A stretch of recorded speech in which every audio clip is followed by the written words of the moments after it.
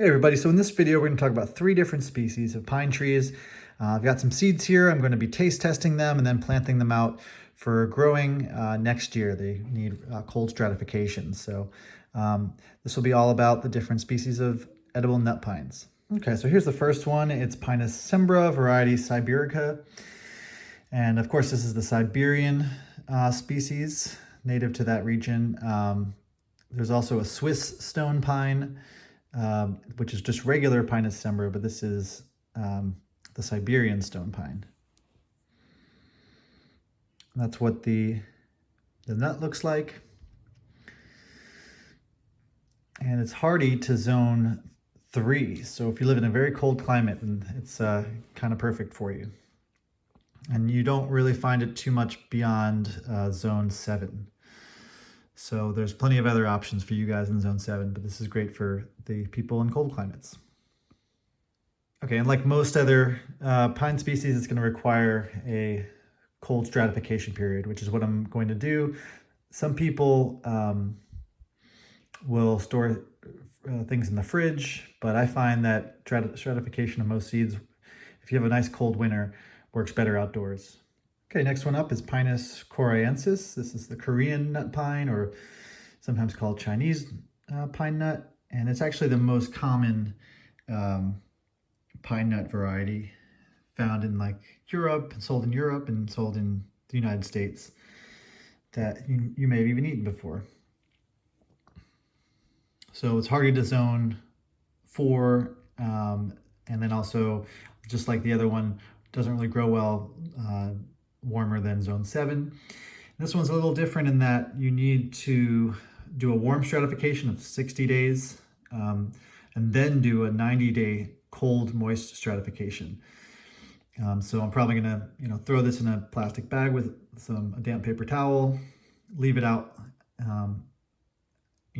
indoors for 60 days, and then throw it outside, and by that time it'll be really cold. So that's 3 months of cold moist stratification. And then so sometimes you can find the seeds sprouting in the warm stratification, and if that's the case, you want to put it right into cold stratification for about 30 days or so, and then put it in the ground. Okay, this is the last species we're talking about, Pinus edulis, or just Pinus edulis. That's Colorado piñon, also called two-needle piñon or piñon pine. It's pretty common in parts of the Southwest, and of course in Colorado and Bryce Canyon National Park, that sort of thing. And they like it a little bit drier, I believe, than some of the other varieties, and they can't tolerate the cold as well as the Pinaceae. Zone 5 is kind of where it's hardy down to, and then again, doesn't go warmer than zone 7 for the most part. You're going to need cold stratification, just like the other ones. Doesn't look like this one needs warm stratification. And yeah, so this is a little bit bigger than the Pinaceae, but not quite as big as the Pinus coreensis. Let's actually take a look and compare the 3. Okay, so Pinaceae is probably the smallest, and Pinaceae, good size though. And then the Pinus coreensis, to my eye, looks like the biggest. But bigger doesn't always mean better. So let's actually roast up some of these and try them out. Okay, so I shelled a couple of these. I found that using a can opener kind of was helpful to just crack the small shell as opposed to like a nutcracker or something. And kind of interesting, the Korean nut pine, which is the biggest, had a smaller shell, or about the same size shell as the Pinus embroides, which actually the nut meat looks a little bit bigger, honestly, between the two. Obviously this is just one nut, so you can't really go by that, but it does show you that the bigger the shell doesn't necessarily mean bigger the nut. So let's go ahead and try these out. Okay, so this is the Korean nut pine, and in the past I haven't been a huge pine nut fan, but let's see how I like this.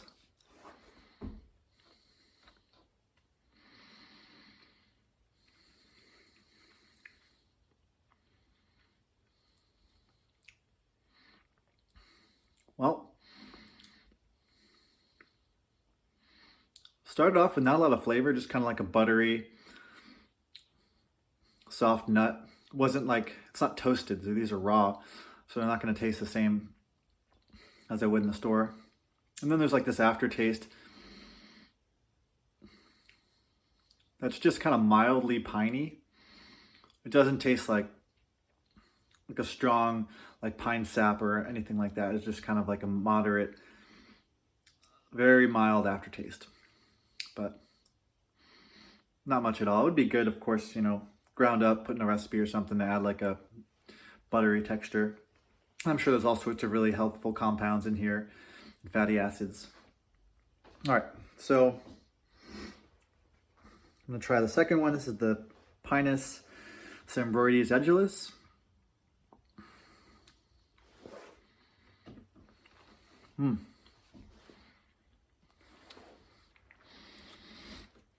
So that's a little better. Kind of like a pecan, actually. Pecan, a little bit of walnut. Probably closer to a walnut, honestly.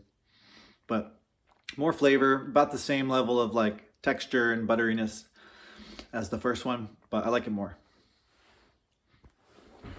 Let's try the last one. Pinus sembra siberica, Siberian nut pine.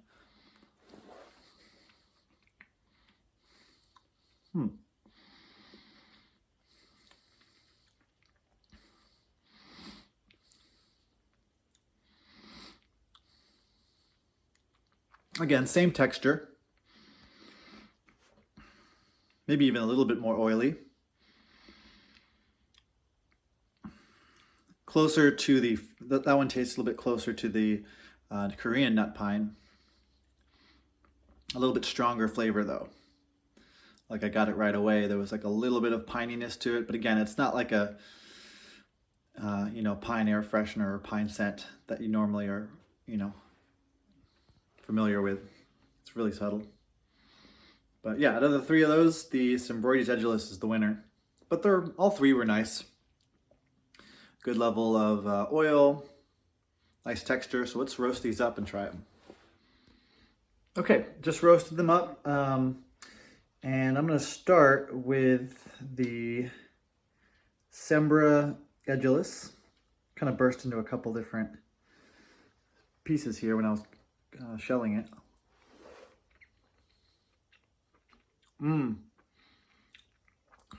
That's really good.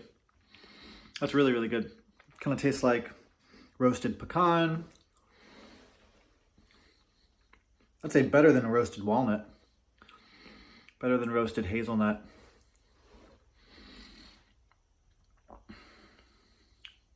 Yeah, just very nutty and just good. It's kind of a light roast. I didn't get it really dark. The next one actually though is a different color, kind of turned brown. I don't know if you can see, but this is the Pinus sembra, as opposed to the other one, which was the Pinus Sembroides edulis. This is the Pinus sembra, the Siberian pine. And so it might have just turned brown because my toaster toasts things unevenly, or this just browned it up quicker. Yeah, it tastes overcooked. I might have to do that one again so I can give it a fair shot. But while I'm here, I'll try the other one, the last one. This is the Korean nut pine, the one that's a little more familiar to people and the one I've had before.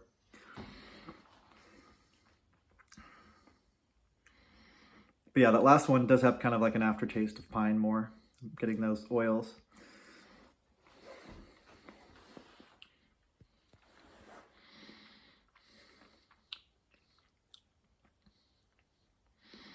Yeah, this one's okay. You get that toastiness of the first one, a little bit more mild. Again, it's kind of a combination of the two. You get that kind of toasty pecanness, but also some more of the bitterness and the kind of resinous taste of pine in there. But yeah, that one's, yeah, the more common one apparently. It's not really my favorite one. Yeah, still for sure, Pinus and Broides edulis taste the best out of the three. But again, they're all pretty good. The thing is, I could see myself just snacking on the Siberian edulis, but the other ones would be more of like an ingredient in something. I think they would be good. I don't think I'd really crave those on their own.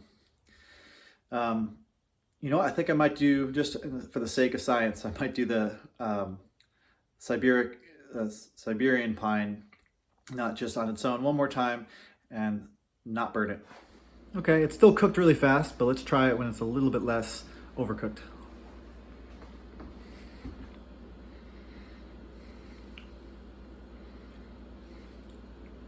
Yeah, still mild. Not a lot of that toasty pecan flavor, which I was looking for, but I'm not getting too much aftertaste either.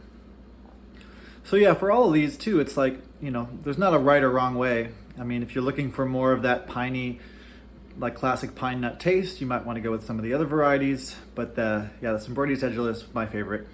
But I'll grow all three types, and there's many other types of pine nuts and species out there. So I'll do more videos in the future, trying out more pine nuts and all sorts of other fruits and nuts. So if you like these taste testing videos, hit subscribe and you'll receive the next ones.